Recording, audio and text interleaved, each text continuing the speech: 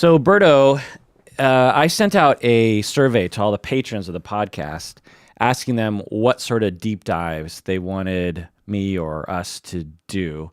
And the top two were narcissistic personality disorder and suicide. And I have delivered on those deep dives. Right. The narcissistic episode, I believe, was 11, 12 hours or something. The suicide episode was 12 or 13 hours. Jeez. And so I'm working my way through the list, and the third thing is perfectionism, I believe. So I feel like I need to be perfectionist about that one. And spend 6 years on that one. right. But further down the list is this concept called invisible loyalties. So I thought we would do an episode in which we analyze you and your life to see what sort of things you have that we might term as an invisible loyalty. What do you say? Yeah, let's do it. This is the Psychology in Seattle podcast. I'm your host, Dr. Kirk Honda. I'm a therapist and a professor. My name is Humberto Castañeda. I bottle kombucha. So that was just lazy because you're just looking at kombucha. This isn't kombucha. Oh, it's not? No, this is a little tea with blood orange, and it's a herbal infusion. See? Oh, okay. This is not my product. I do not drink my own product. Kombucha will kill you. Yeah. So invisible loyalty. So let me just explain the concept before we get into analyzing you, Berto. And feel free to ask questions as we go here. The concept of invisible loyalties was developed by a theorist in family therapy. His name is Ivan Bavava Drago. Yeah, some very unpronounceable, I think Hungarian last name, dash Nagy. It's spelled Nagy, Nagy. And everyone in my business, we just refer to him as Nagy. Because it's easier to pronounce and remember. The invisible loyalties concept was one of his most famous concepts. He lived from 1920 until 2007. He had a book in the 1970s titled Invisible Loyalties, and it became popular in the 1980s along with many other family therapy concepts. The idea is that we are all loyal to our parents. So it's a weird word, loyal, right? It like when I say loyal, what kind of things come up for you? Royalty. Loyal to the king. Yeah, military, family, brand. Loyal to a brand, yeah. Right. So I feel like either Nagy was taking a risk with this term, or he just had a different sense, or at the time there was a different sense of what loyalty meant. I feel like today loyalty has some bad connotations, like you shouldn't be loyal to things without thinking about it. Loyalty is... Blind loyalty might be a problem. Right. But if we think about it, loyalty is a good thing. You're loyal to your spouse. You're loyal to your kids. You're loyal to your organization as long as... your political party. You're loyal to your political party, which back in the old days, actually, well, I don't think it ever meant anything good. But anyway. Right. But what Nagy was talking about was, we get a lot from our parents. They give us love, attention, food, shelter. They protect us from predators. There's just so much, especially when we're very young, that our parents give to us. And in return, what we give back as children, because we can give love, but we can't really give that as much love. We can't give undying love, right? We certainly can't give shelter and money and food and all this, and even maybe even attention, because we're not mature enough yet. And it's not even, if we are giving hugs and things, it's not like we're doing it mostly because we want the hug. Right. It's not because we intuit the other person wants it. It's because it's actually something that I need. Support, so So it's mutual in that way, but it's sort of randomly mutual in some ways. Not that all kids are incredibly selfish, but it's developmentally normal for kids to not be able to give much back. But what they can give is loyalty, is what Nagy is saying. In other words, you can give back, you can obey their rules. Right. Like good kids in good families obey their parents. Right. It's something that any parent absolutely knows. But I feel like it sounds funny in today's world to say such a thing. Do you know what I mean? Yeah, right. It's like obey. Obey. You shouldn't make children obey, but it's Conform. like, yeah, you should let kids be who they are. And it's just like, okay, obviously you don't have kids. In fact, there's the whole Banksy obey meme. Right. Oh, the word obey has a lot of loyalty. Yeah, obey, loyalty. These are very bad terms. But any parent knows, like, you fucking better obey. You fucking need your kids to obey you. And if they don't, they literally could die because they don't eat. They walk out into the road. Right. They, play Stop playing with the cobra. Right.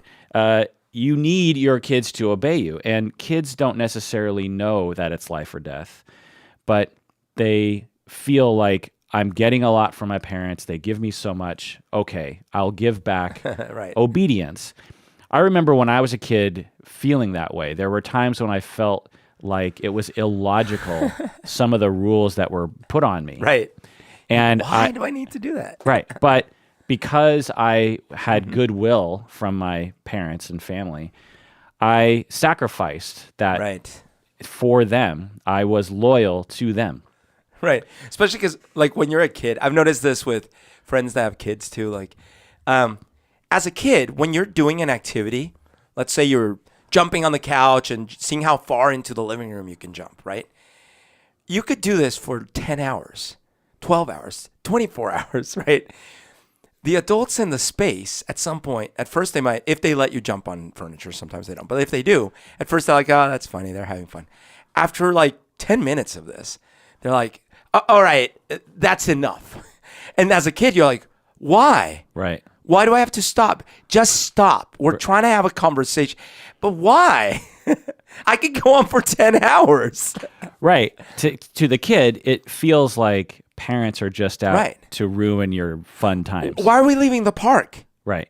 Well, we are because we have to go. But why? Yeah, why? Like, well, you have to go. Adult things, or just I am getting tired. I'm getting annoyed right. with this process, So kids give back loyalty, and any parent who has kids or anyone who's around kids knows that this loyalty is very important. Obedience is very important.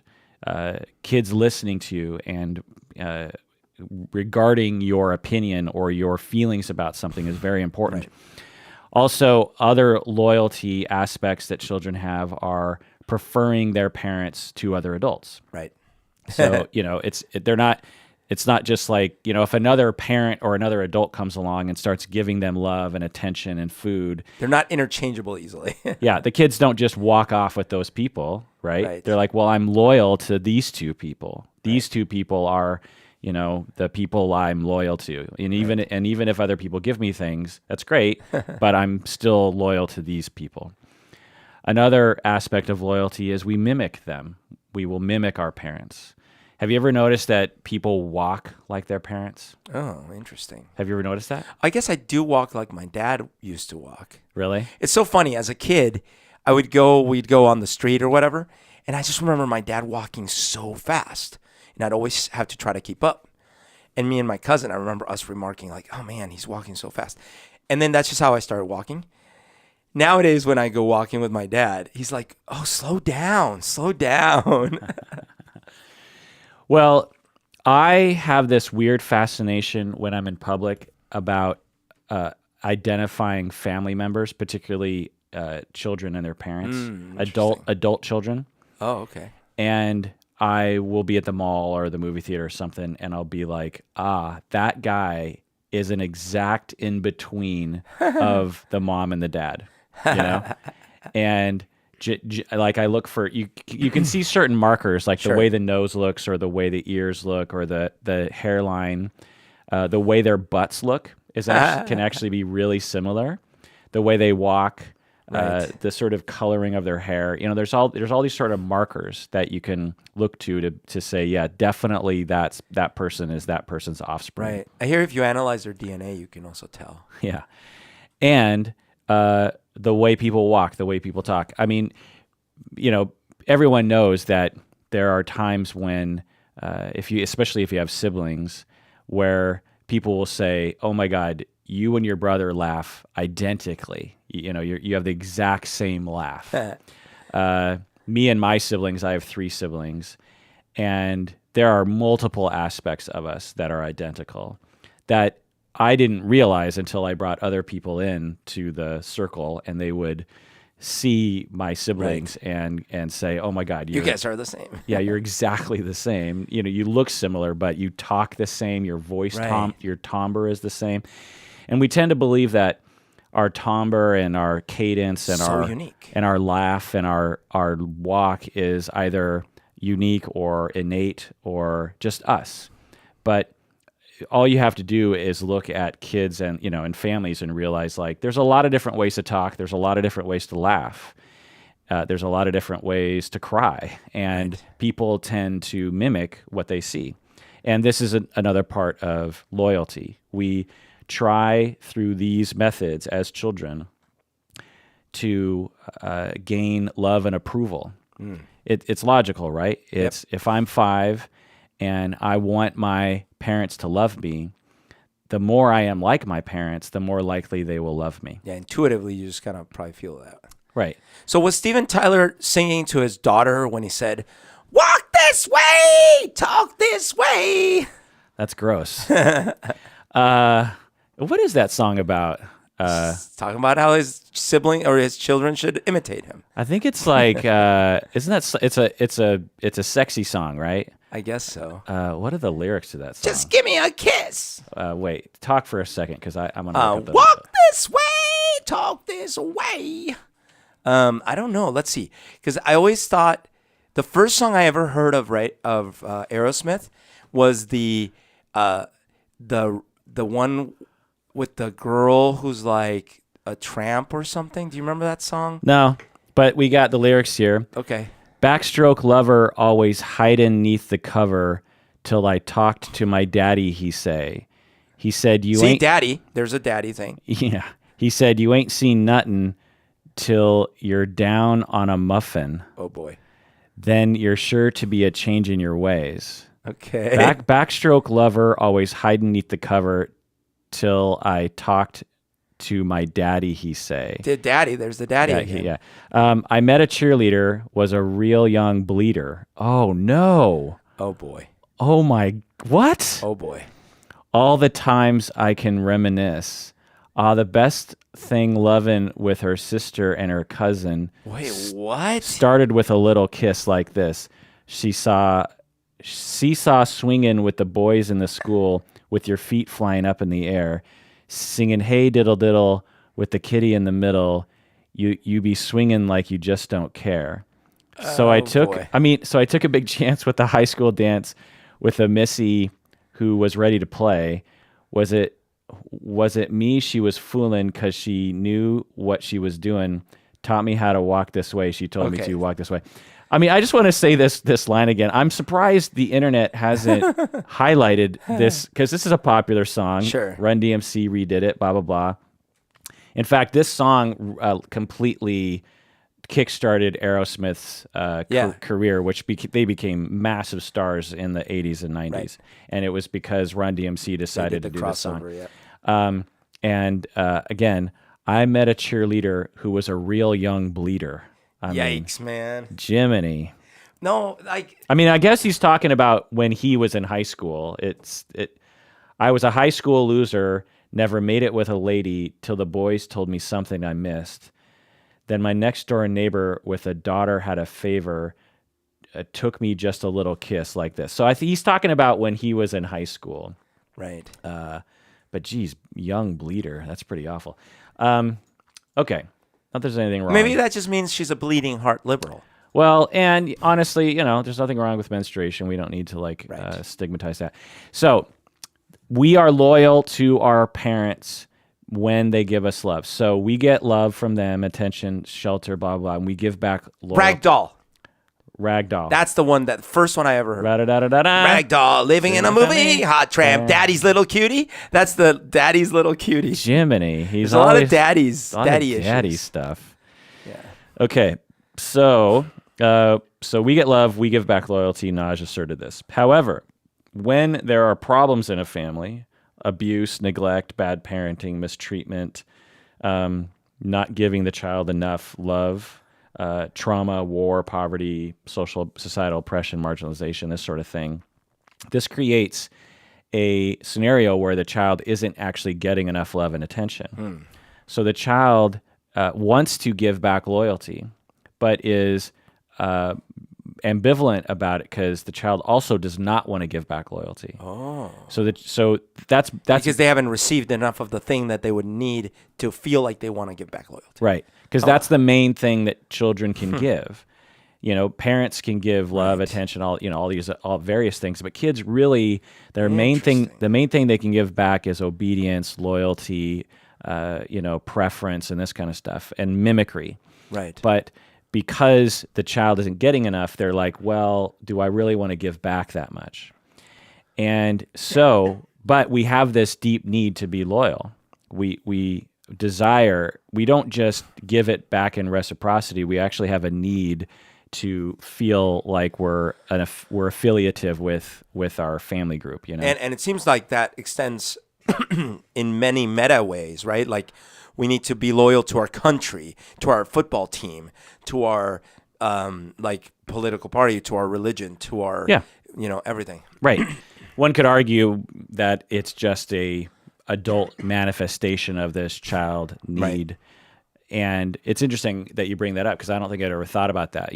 I'm a Husky football fan and have always been. And why? Because did you rationally decide that they were statistically the best team that you should root for? Right. No. And there were many years where they weren't. And so in this model or this metaphor, it's what are they giving me? Well, what they're giving me is there's a group of college friends that we watch every game together. Right. So I get a lot from that. I get, camaraderie and friendship, excitement. You get your identity. Yeah, group identity. Which is interesting because your parents gave you your identity too, right? Yeah. They gave you your name, your last name, where you lived, who your surrounding people were, all these things. Yeah. And when you're proud of that, then you give tremendous loyalty, Right. Like when people have white pride, for example. Right.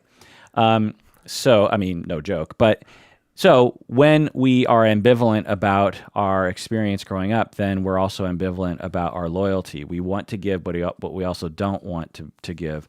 And so we express some of this loyalty through what we call invisible loyalty.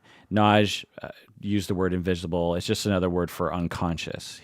Nagy came from psychiatry and Freudian words, and he was trying to make it less complicated, essentially. So invisible means like sort of not explicit. Invisible to the person. So, in fact, a lot of times people are invisibly loyal. When people have invisible loyalties, people on the outside can see it, but they can't see it themselves. Because the idea is that they can't admit to themselves that they actually are trying to mimic their parents. Sure. They're trying to be obedient to their parents because they are so angry at their parents, or they're just sort of, they're sort of meh about their parents. And so they can't admit to themselves that they are deeply still, as an adult, still wanting love and attention and all those good things from their parents, and they're still invisibly loyal. So and an outside observer can pick that up. Potentially, yeah. So the ways that this often manifests is in destructive ways. So we're not just loyal to our parents. So all of us are loyal. So even in good situations, no parent is perfect, right? And so we will find ourselves being loyal to parents who, among aspects of them, that we would rather not be loyal. Right. We can't differentiate between good things and bad things about our parents. We're loyal to the whole thing. And so for example, every parent has had the experience of saying something to their child and thinking, "Oh my God, my parent used to say that to me." Right. And that's really depending on the experience, can be really horrifying. I become my mother. Right. I'm doing that thing. Yeah. And I hated it then, and I actually don't like it now, but I can't help myself but to do it. And the converse, when a parent, I guess if we didn't call it loyalty, if it was the unconditional love or whatever, you see it with the parents of even serial killers, like the interviews I've seen with Jeffrey Dahmer's parents, for example. Like they are horrified by the actions, but they sort of couldn't stop loving their child. Yeah, which is really interesting. Yeah, I mean, I think it's a little different phenomenon, but I'm not similar. It's not necessarily, well, you could call it loyalty, but it's sort of like the converse, because you're saying that even if they wanted to, it's hard for them.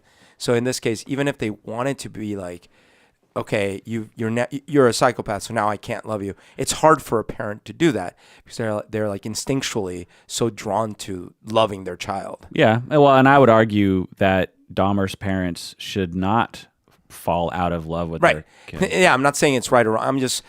But the intuition would be like, well, no, I mean, he's a psycho murderer. Of course they stop loving him. Right. So if we're looking from child to parent, it's a similar thing. Right. People will have parents who are psychopathic or terrible, or to put it more down to earth in terms of clinical stuff that I see all the time is there are children who grow up in very chaotic families. Right. Divorce, drug addiction, abandonment, even abusive, right? And they'll still feel or act out loyalty. Well, and they will be deeply loyal. A common family therapy scenario is you have a parent who who sexually abused the kids, for example, and has been put into jail, and the kids they're stuck between. They have to figure out what to do with their loyalty. Right.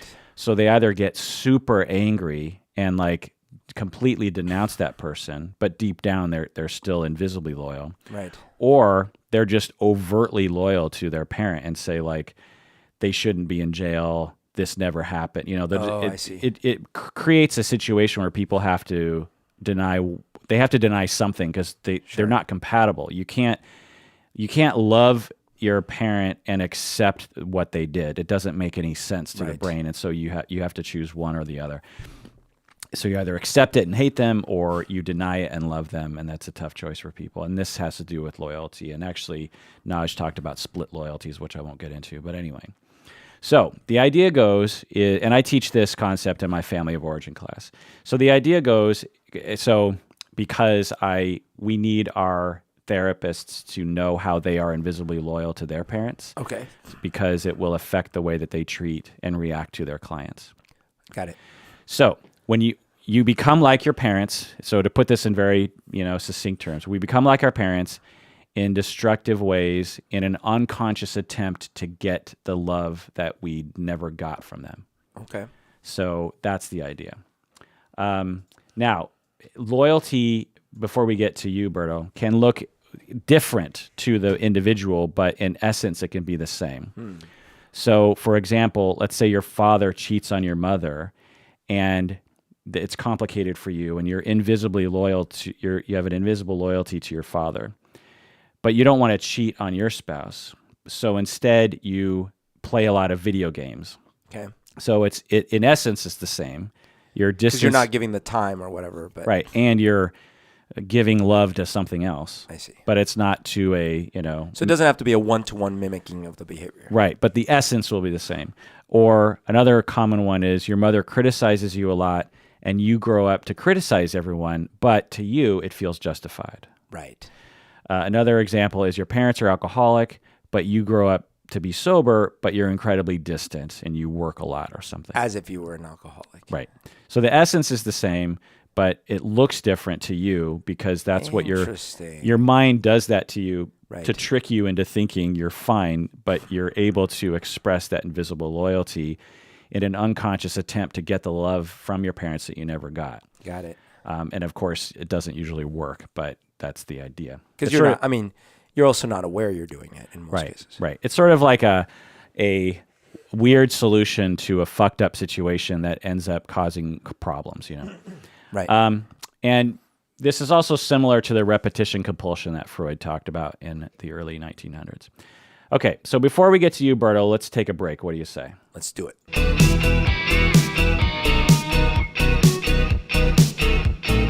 All right, we're back from the break. Please become a patron of the podcast by going to patreon.com. Be a loyal patron. Exactly. We give you so much, and what you can give us is your imitations of us. Your your impressions of us. Yeah.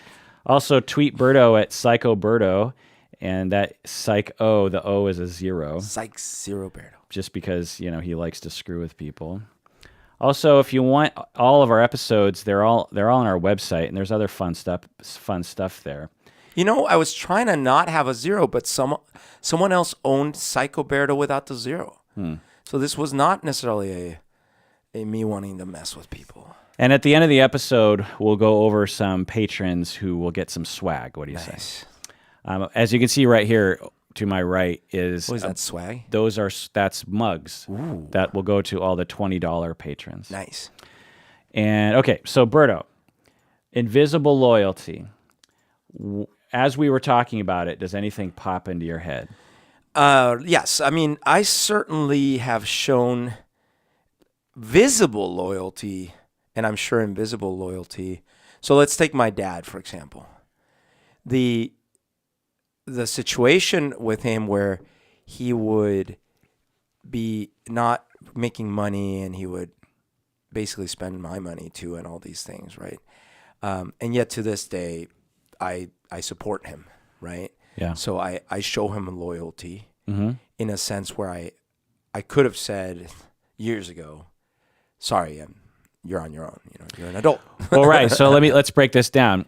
So are people in your life not quite so happy that your dad is a drain on your finances? Some people definitely. Right. So like my aunt for years was like, you should not. Okay. So your dad was, we don't know where he was draining his money. We would speculate it was some sort of addictive behavior. Yeah, probably opioid. Or a combination. Yeah, probably opioids is the guess. Sounds like there was gambling too. Oh, gambling. Okay, well. And he claims it was women. Okay, so let's say all three. All three. That he was draining money away from the family, and it was harming people in his family. Right. His people around. And so in this quite overt loyalty to him, you're 42? 43. You're 43 years old, and you're still giving money to him. Yeah. I'm his sole source of income. Yeah. I mean, there's a practicality to it, but you're trying to, one could say, depending, and well, tell me if you think this makes any sense, that because I'm guessing you're ambivalent about doing it. I'm guessing you're just like, I've been ambivalent about doing it the whole time. Right. And what's weird, I think I've mentioned this before, the trick I played on myself the whole time was, well, I mean, he's too old now for me not to support him. But I was saying that even when he was like in his 50s, right. So the idea goes, possibly, and you tell me, that by giving money to him, you're actually expressing an kind of not necessarily an invisible loyalty, it's just an overt loyalty, trying to get the love and attention from him or stability from him that you wished you could have got when you were younger. Right. Does that make sense? That totally makes sense. Yeah. Now, there's also a sense of loyalty in that there were elements that I did receive from him during some crucial years that I feel grateful for.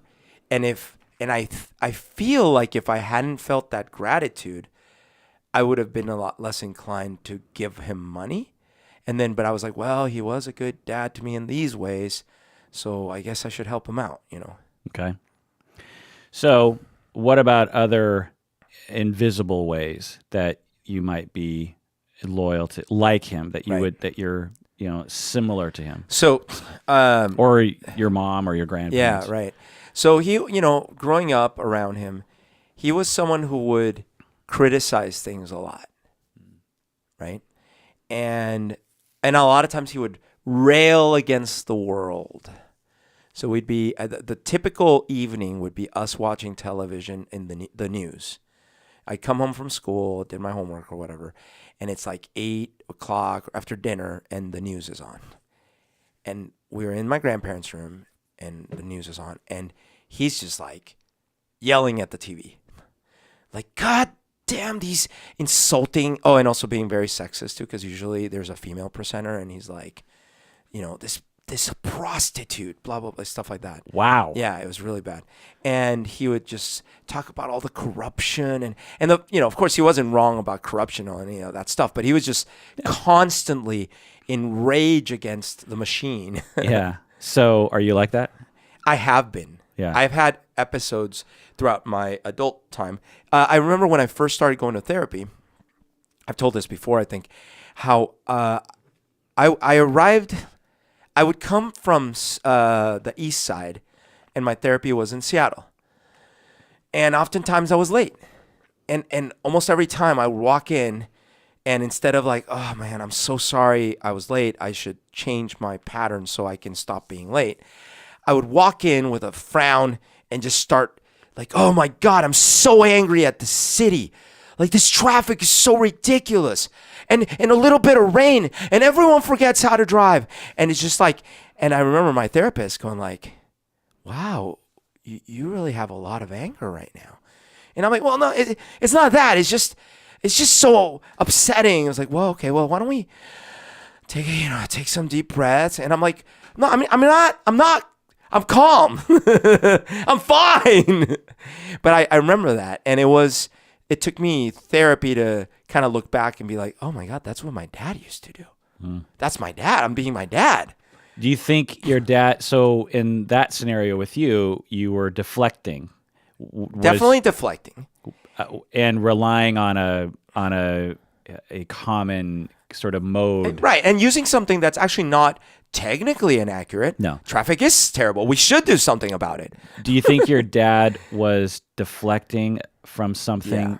What do you think? Yeah. I mean, I never thought of it that way, but now it's obvious because he is unemployed, living at home, completely dependent on his parents at the age of late 40s. And he's got a child that he's got to take care of. And instead of focusing his energies on that and getting a job again and paying for things and really establishing a base again, he's angry at the government and the world and just, Yeah, it's quite... I hadn't put that together, but that's a good point. That's quite consuming to everyone in the room. They all have to focus on this process. Exactly. And they cannot technically disagree. Of course, they could say like, well, don't call that reporter that or whatever, right? That there were some extreme elements. But they certainly couldn't be like, well, technically the government isn't corrupt. It's like, actually, no, the government is corrupt. So he almost like, it's the opposite of it is a straw man in a way, but it's like instead of a straw man, you normally put it out there when you want people to attack the wrong thing. Yeah. And it's sort of like that because he's like, oh my God, look at this obviously bad problem. Isn't that obviously bad? Everyone, look at that, right? Yeah. And he might have even been either overtly or subtly drawing a connection to the fact that he wasn't employed to the corruption and everything that was wrong. Could be. No, actually, totally. More than subtly, because so the reason the superficial reasons why he lost his jobs, because clearly if he was under addictive terms, that might have been the real underlying cause. But the superficial reasons were that the hospitals were pretty corrupt. They used bad practices. It was poor sanitation. They probably were not following good procedures, period. It was probably unethical, all these things, right? So from his perspective, it's not his fault. He's just the whistleblower, right? Well, it's interesting because I've heard this story before, but looking at this angle, maybe he was really struggling with something while he was working in the hospitals in Bogota, Colombia, and he knew he was screwing up because of, when you're struggling with an addiction or gambling problems, it's hard to perform well. And maybe that's why he amped up his rhetoric about the hospitals having all these problems, because he was trying to deflect from what was really going on. Right. And you know what? Actually, that I can relate to this in there's previous times in my work life where and I had to identify this at the time. I remember being in a meeting and something I was working on, I can't quite remember, one of my areas I was behind on. It was just behind, right? But I remember it's in a status meeting And I did this because instead of me like just being like, yeah, I mean, we're behind, right? I got so angry at something else someone wasn't, and I'm like, oh, well, and it was totally the same process, the same behavior. Yeah, so you're right. There could have been that. Oh, and then when he had lost those jobs, my grandma was, my mom's mom was trying to get him jobs. And admittedly, in a sort of corrupt way, because she worked for the Congress and she had all sorts of inroads with places and stuff. But from my perspective, it's like, okay, well, that sucks, but get the freaking job and then start solving the system or whatever, right? Right. Instead, he was like, no, I refuse to take any of those jobs because this is a corrupt process. So it's the same kind of thing, right? It's like, all right, well, then what's your... And then the other thing he started doing is he started working pro bono. He would go help families who couldn't afford it.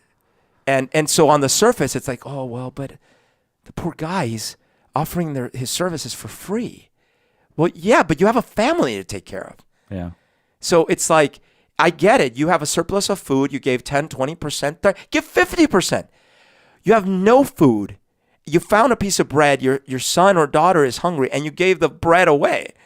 That's not the way to do it. Right. It's interesting. So the way we would frame this is your dad had a quality in which he would deflect from his shame or his responsibility or something by railing against something in society, right, and or in the broader community, so to speak. And then you watched this, right. And then when you grew up, because your dad had he gave you a lot of love, he gave you right. a lot of good things, but he also neglected you in certain ways, right. and you were generally mistreated, like through the circumstances of your parents' divorce and your right. mom moving away and everything. And so you're ambivalent about your loyalty towards your dad as you're growing up, towards right. your caregivers. You're like, well, I want to be loyal to them, but I'm also like a little skeptical of their right. of their life, Yep. And so you drive your loyalty underground. It becomes invisible, unconscious, and you adopt through mimicry this quality of distracting from your own shame by railing against something in society, and then you go to therapy and your therapist notices it. Yeah. Do you do it in other contexts as well? You did it at work, but... I do it. I've done it, obviously, because over the years I've become way more aware of it. I didn't have this language that we're using right now, of like the loyalty and things like that. It was more, I started becoming aware that I had rage bursts, and that those rage bursts seemed really familiar. And then, so we worked through therapy and that. And familiar to your dad? Yes, right. And so I have had cases in relationships and, like I said, at work where it was similar, where I would deflect. I mean, I probably still do that on occasion with a friendship or something. But it tends to be in more minor ways, not like a consistent major pattern, or in the case of my dad, in a life-altering way, right? Totally. Well, never had been for you. Right, yeah. Yeah, so the idea goes is that through your therapy and through your healthy efforts to establish secure relationships, secure attachments with various people in your life, through self-reflection, healing, exploration, you're just generally more healthy and healed, and therefore you have less of a need to be invisibly loyal. In those ways, right? Yeah, and you have less ambivalence about your loyalty to your dad. You're from the way I would characterize your loyalty to your dad now is that because you've seen us, right? Right, and I've heard you talk about him on the podcast and stuff.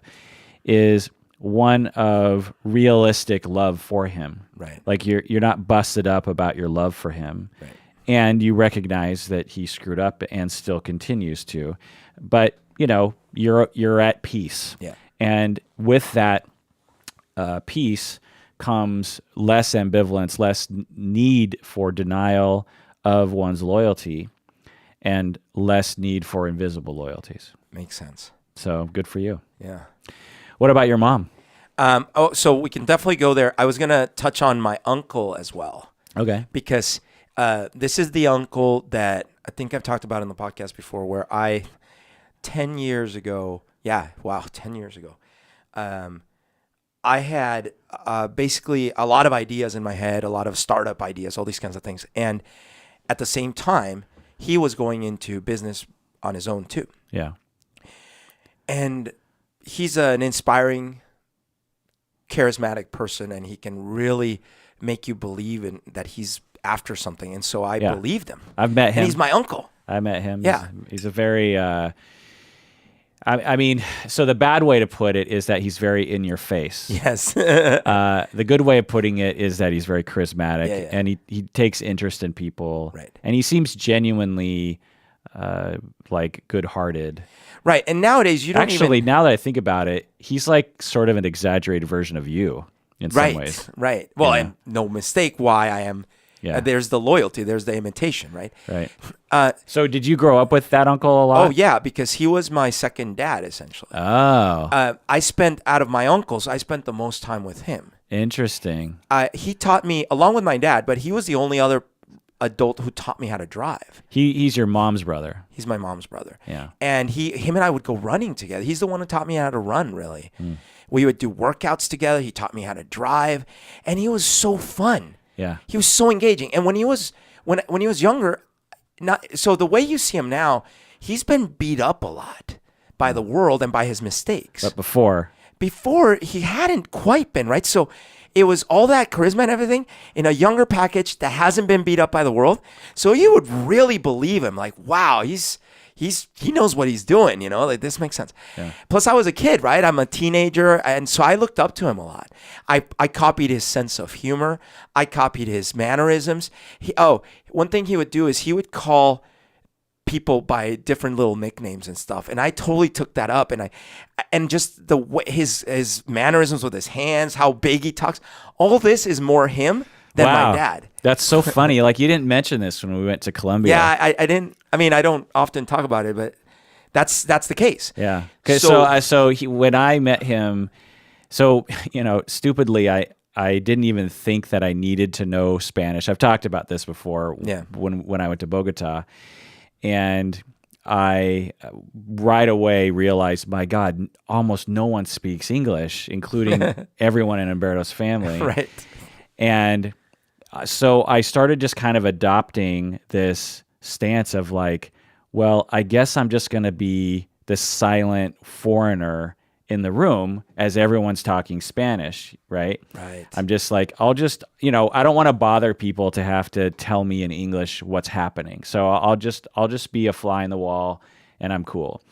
And so I just sort of would kind of tune everyone out to some extent. Right. Also, another thing was, when people did try to speak English to me, I didn't understand what they were saying. Because it's the accent. It's so accented, And so I also was just like, let's just not bother. So I just tried to blend in. And I think it's like day 2, and your uncle, what's his name again? Tito. Armando is his name. Tito. He was frequently trying to, like, through a joking, make fun of, sort of hazing sort of way, get me to not be the wallflower. Do you remember that? Yeah. Yeah, like he would say things, and he was always trying to, like, I don't know, just get under my skin in a nice way. Yeah, right. But it was, and I can take it, you know what I mean? But no one else was doing that, you know what I mean? He was the one who was really, getting under my skin. Yes. He is the life of a party. Well, he used to be like that, and he another interesting thing that I realized I was copying him without knowing. So when I've had long-term relationships with women, mostly longer-term relationships, because like the short-term girlfriends, I don't think I used to do this. But if a attractive female was in the vicinity, I would be like, oh my gosh, look at her. She's so hot, right in front of my partner. Oh. And this, of course, would upset them. Yeah. And if there were other people around, they'd be like horrified by it, right? Yeah. But to me, I was like, what? I'm just pointing out this person's hot. Look at that, right? Yeah. Okay, and I just thought, oh, that's just the way I am. But then I remembered one day that that's how he was. We'd be, for example, with his wife and his daughter and me, and I was staying over on the weekend or something, and we'd be watching TV, and there was like some show or something, and some attractive woman was part of the show, and he'd just be like, conejos, which means like bunny rabbits or something, and he'd just be like overtly talking about it. And so I kind of got wait, bunny rabbits? I don't know. It's just something he would say. Conejos. Is that what anyone else would say? No.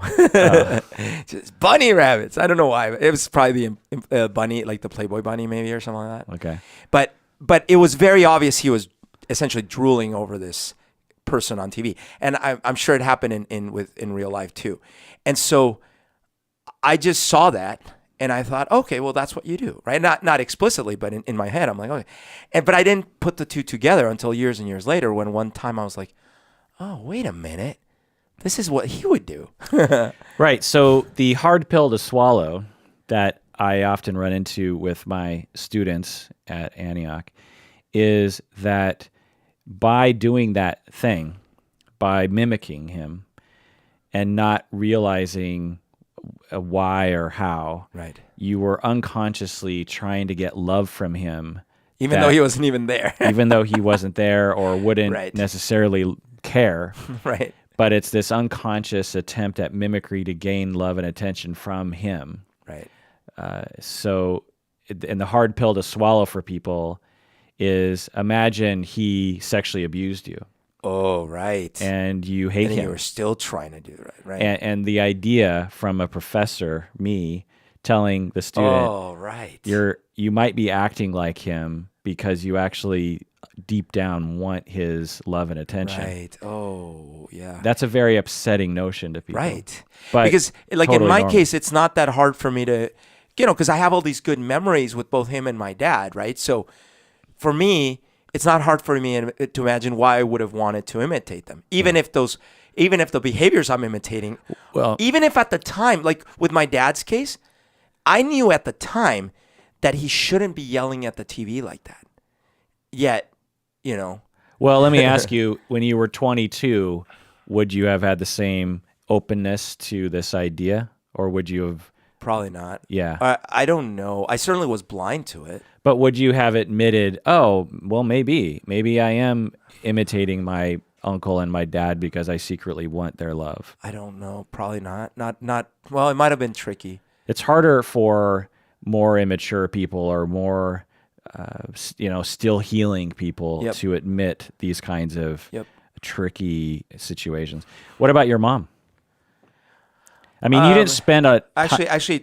Sorry, and I'll go to my mom next. To your point that you just made, because earlier you were saying something about how sometimes they, in this loyalty, you will do something but then justify it. Well, when I'm doing it for a good reason, right? And I actually can relate to that because criticizing, for example, is something that has been done a lot in different pieces of my family are hypercritical. And not just my dad, not just like my mom, my mom's mom, like there's a lot of hypercriticism. And I have definitely been like that with some of my relationships. But when I've done it in my mind, I'm like, well, they really are screwing this up, or this is really a valid complaint. Like, Right. So I can totally right. So to help people who might have questions about that, they're like, well, wait, so if I ever criticize something, I'm blah, blah, blah. The idea is the emotional energy around it. That's what I tell my students is that it's not the criticism or the, noticing an attractive woman walk across the room. It's the intensity and what it produces socially around you. Yeah. When you criticize, if it creates a very similar social scenario as the one you experienced secondhand growing up, then yes, it's more likely an invisible loyalty. Yep. So you keep avoiding your mom. Okay, so let's go to my mom. All right, so this one is definitely the trickiest because you didn't spend as much time with your mom growing up as you Right. did with your uncle and your dad. That's right. Because she moved to the United States. Well, she moved from New York, from Massachusetts to Tacoma, right? She crossed the country as far as she could. And then you and your dad moved back. Isn't that weird? Like literally the opposite extreme. Right. So you and your dad and your mom were living in Massachusetts. Okay. And your mom moved. Moved to Tacoma. Yeah. I went to Columbia for a year, and then moved back with my dad to New York for 2 years, or almost 2 years. And then he moved back. And then I moved back again to Columbia by myself, and then later he moved back. Okay. So it was kind of a Yeah. ping pong. So you lived with your mom from 0 to what? Like 0 to almost 3, I think. So you didn't, and then you moved back in with your mom when you were 15. When I was 15. So, And but only for the high school years, right? So like 3 years. right. And you probably didn't spend. So I lived with her a total of like 6 years. Yeah. That's interesting. Yeah. So, and not of the years when you're really absorbing your parents' Probably not. personality. Yeah. So is there anything you can say there? Yeah, I mean there are aspects, but it is but when I look at it through this lens, it's super interesting. Because for example, there are things that my mom does really well that I wish I did as easily as she does.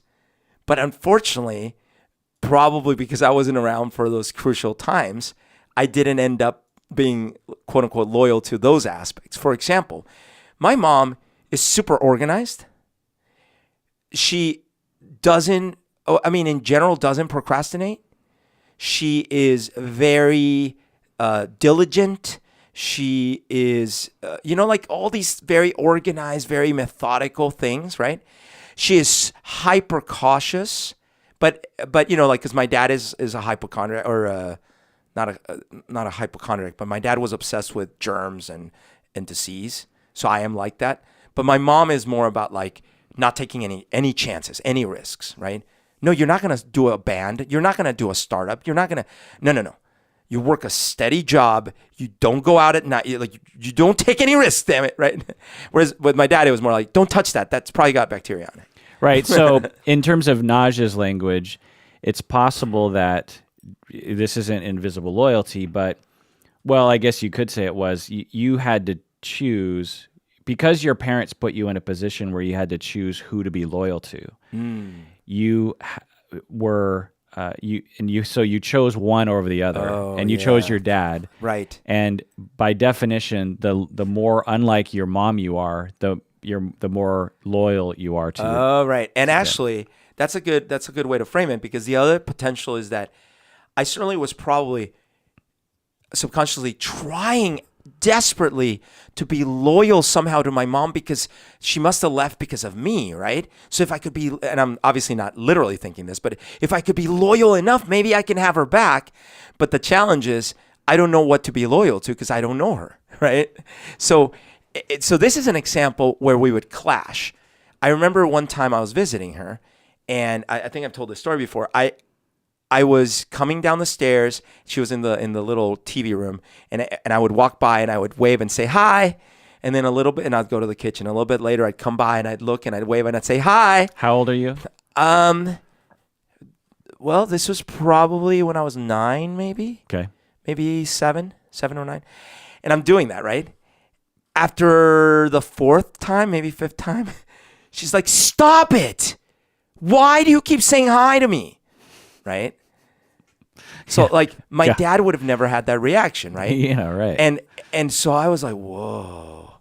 I got like really taken aback, like my head got cut off, Yeah. So I didn't really know how to relate to her. Yeah. I didn't know how to talk to her. I didn't know what she was into. Right. Yeah, the message is, when you bother me, I am going to react very strongly, and I'm not going to help you out. Right. Like, you're just being a kid, right? Probably expressing the fact that you miss her Yeah. on some level, and you're gonna get your head, chopped off, without any kind of guidance. There's any parent can, attest to getting annoyed with repetitive behaviors by their children, especially ones that demand your attention. And so you could certainly imagine after the 4th or 5th time getting a little annoyed, but a parent who was raised differently would say something like, "Hey, why don't you just come join me?" Right. Or maybe like switch it around in your head and just be like, okay, if I'm going to deal with this, I'm going to make it sort of fun for me too. Game or something. Yeah. So I'll just start counting. Good. High number 7. I like it. Let's see if we can get to 100, or just some kind of, creative way other than biting your head off, So I don't know all of these things, whether they're related to this topic or not, but the fact is, when I think of ways in which I would be loyal to my mom, I do that now more in my life.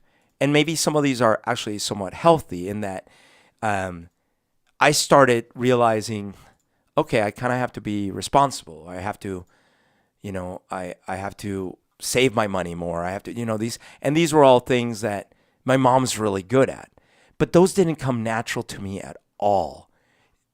Absolutely all the behaviors I was mimicking were my dad's behaviors. So it's really interesting that you frame it that way, that like I was, overdoing it in the direction of my dad. Right. So what's the final word about invisible loyalties, Berto? I'm going to think more on this because honestly, it's an interesting model. I hadn't realized this was a thing. And actually even just in our little conversation here, that I put together this idea of like, oh, wow, my dad was deflecting and I'm deflecting when I do that. Because I had already put together years ago the idea of like, oh, I'm copying him. I shouldn't do that. But I hadn't put that little extra bit together of like, why was he doing that, right? So that's really fascinating.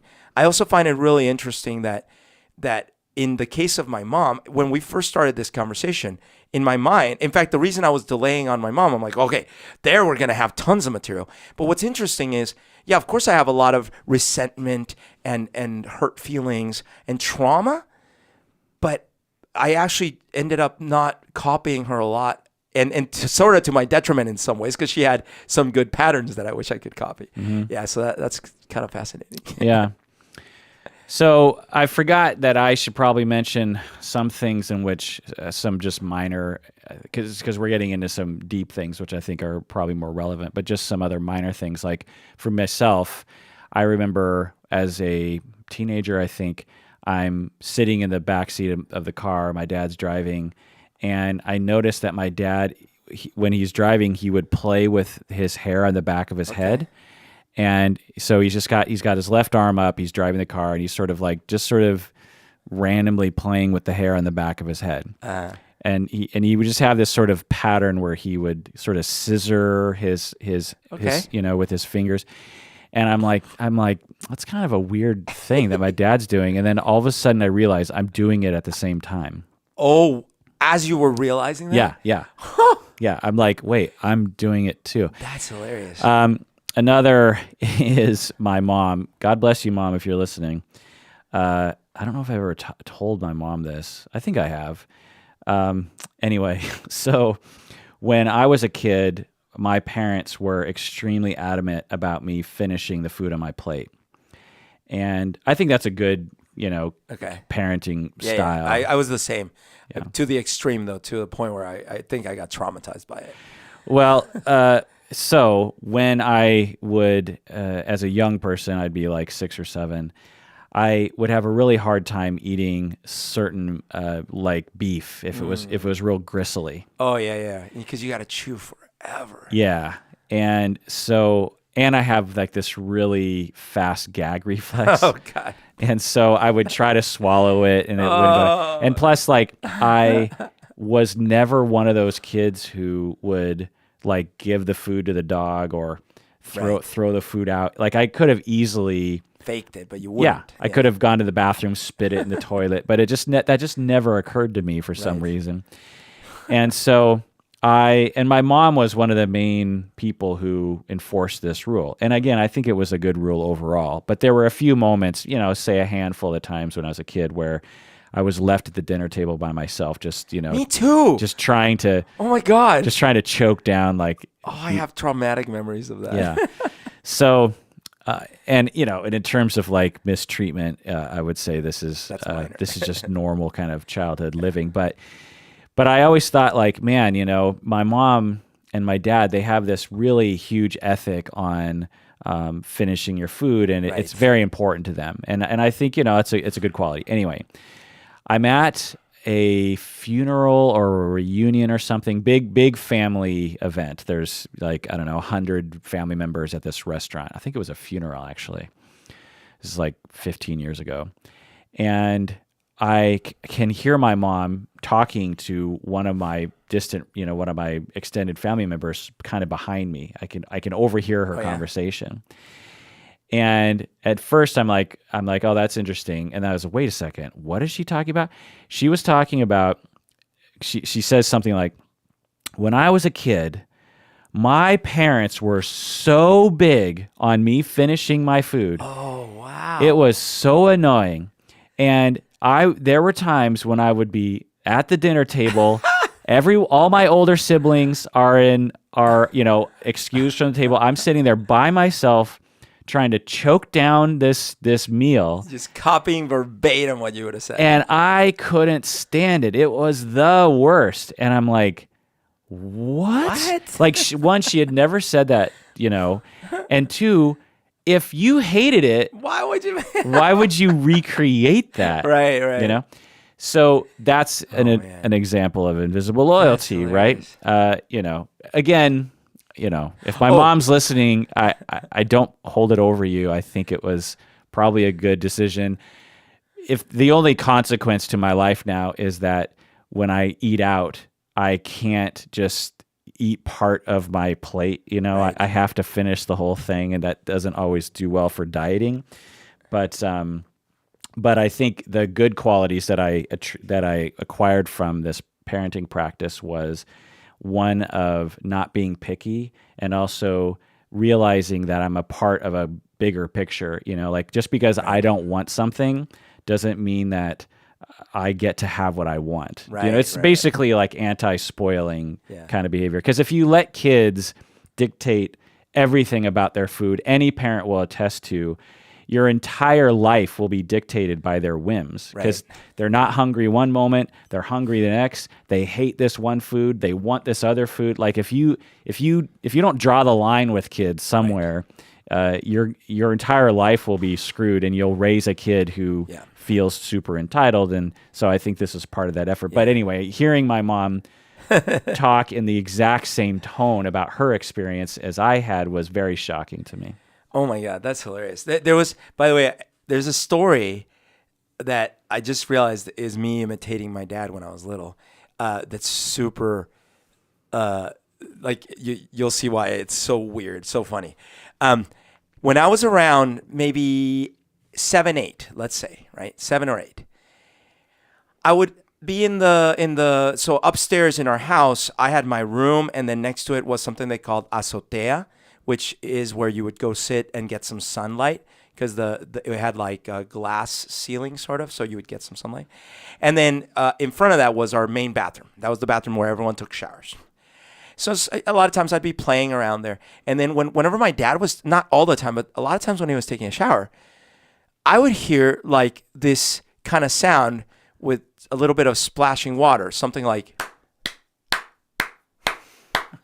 right? And I always wondered, that's what, I wonder what is that part of the showering process? And I didn't know what it could be. And so when I would take showers, what I would start doing is because in my head, what I realized was, I know what it is. This is probably a way to get water off of your body while you're showering, so that by the time you're done showering, you don't have to dry yourself as much with the towel. So your towel stays drier. So when I would take showers at that age, I would slap water off my arms and off my legs like this. And I always thought, that's so clever. That's how you get water off of your body. You should tell that story. I mean, God bless him, but one day he's going to pass on. You should tell that story at his memorial. Oh God. Oh my God. Oh. That is hilarious. Okay, so let's give out some swag to some new patrons. We have Kate from Pennsylvania, Northampton, Pennsylvania. These are all new patrons. We have Liza, who didn't have address, so I can't send you swag. We have Miston. Miston, that's kind of a cool. Oh, Miston. Yeah, Miston. Miston from Pantego, Texas. We have Carol. Misting you since you've been gone. Away. I've been misting you. We have Carol from Omaha, Nebraska. We have Melvin, but Melvin didn't have an address here, so we can't send swag. We have Robert from Edmonton, Alberta. Oh, wow. We have Yolanda from Downey, California. We have Jessica from Winthrop, Massachusetts. Alexander from South Euclid, Are all these new? Ohio. Yeah, these are all. Wow. These are all patrons of the past few days. That's crazy. Peter from Hungary, I believe. HU. It's probably Hungary, right? Probably. That's great. Melissa from Marshall, Minnesota. Oh, my sister. That's a lot of potatoes, man. My sister used to live in Marshall. We have Keith. Is that what We Are Marshall is from? Maybe. We have Keelan from Great Britain, Stirlingshire, Falkirk. Falkirk. I feel like that's a. Tommy from San Diego, Jill from Sussex, East Sussex. Wow, it's all over the place. Valerie from Dell City, Oklahoma, and David from Simpsonville, South Carolina. That's crazy how much variety we see here. Yeah. All over. Yeah. All over. No one from North Korea, which is kind of weird. Actually, wait. You said it's kind of weird. Yeah.